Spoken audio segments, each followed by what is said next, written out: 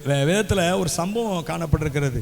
என்னென்றால், ஒரு மனுஷன், ஒரு பெரிய ராஜா, அவர் பெரிய விருந்த ஆயத்தம் பண்ணி அநேகரை அழைத்தாராம். ஆனா அழைத்தவர்களோ ஒவ்வொரு காரணம் சொல்லி போயிட்டாங்களாம்.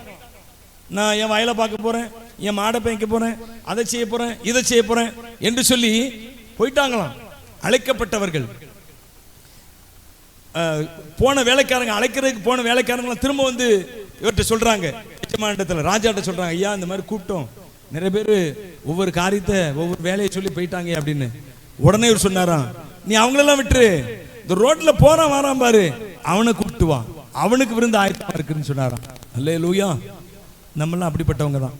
ரோட்ல அங்க கிடந்தவன், இங்க கிடந்தவன், ரோட்ல படுத்து கிடந்தவன், ரோட்ல சுத்தினவன், அப்படி பண்ணவன், இப்படி பண்ணவன், இவனை எல்லாம் இப்ப கொண்டாந்து எங்க உட்கார வச்சிருக்கிறாரு. அப்படித்தானே? அல்லேலூயா. நான் சொல்ல உண்மையா அப்படிதான்.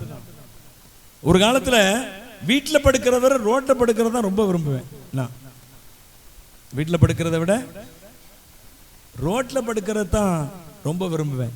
அப்படி ஒரு சிந்தனை, அப்படி ஒரு, அதெல்லாம் என்னன்னு எனக்கு தெரியல. இந்த ஏசாவை போல, ஏசா எப்படி இருந்தானா, அவன் வனசஞ்சாரியா இருந்தானா. யாக்கோபு கூடாரவாசியா இருந்தான், குணசாலியா இருந்தான். ஏசா எப்படி இருந்தானா? வனசஞ்சாரின்னா என்ன அர்த்தம்? காட்டுக்குள்ளேயே வாழ்றவன். அவனுக்கு வீட்டுக்குள்ள இருக்க பிடிக்கவே பிடிக்கும். அப்படித்தான் இருந்தோம் ஏசாவை போல.